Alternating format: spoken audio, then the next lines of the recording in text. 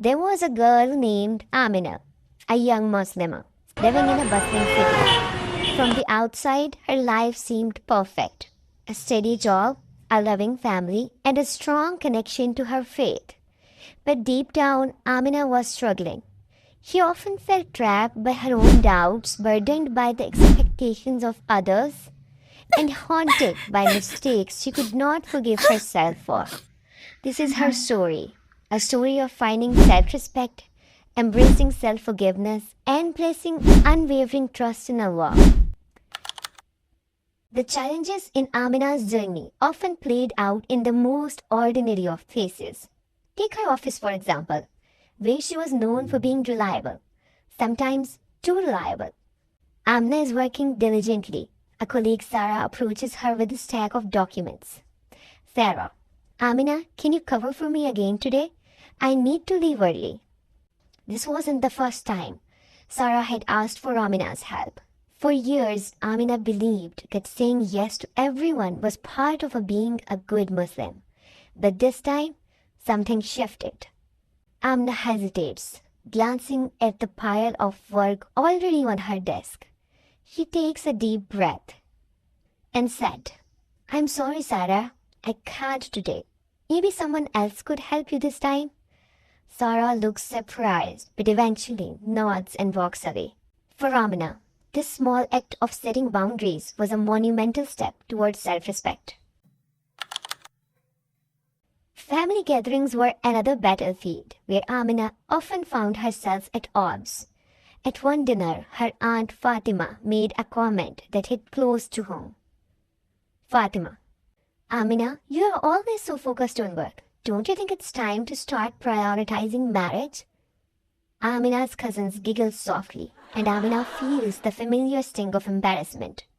In the past, Amina might have stayed silent, believing patience meant enduring such remarks. But Islam teaches us to speak kindly yet firmly, even in difficult situations. Amina looks at her aunt, her voice calm but assertive.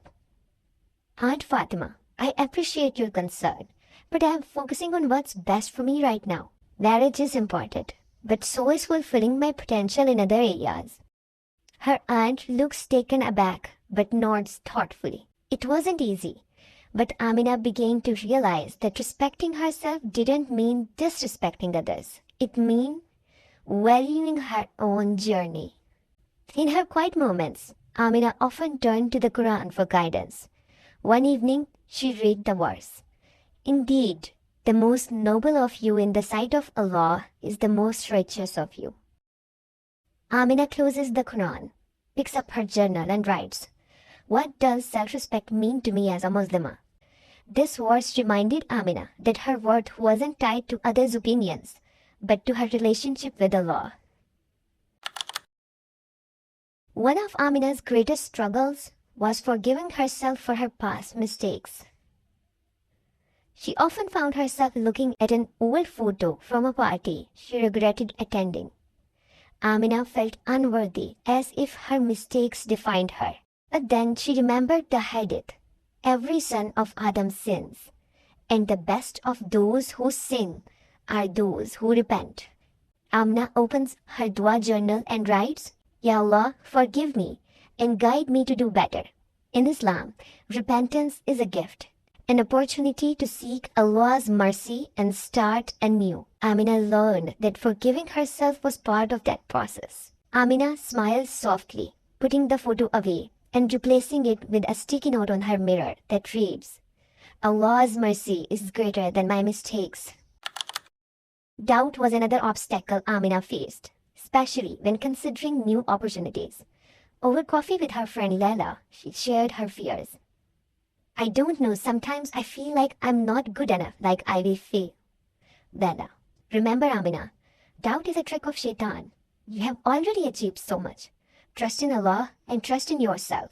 Amina began to understand that doubt did not define her. Her faith did.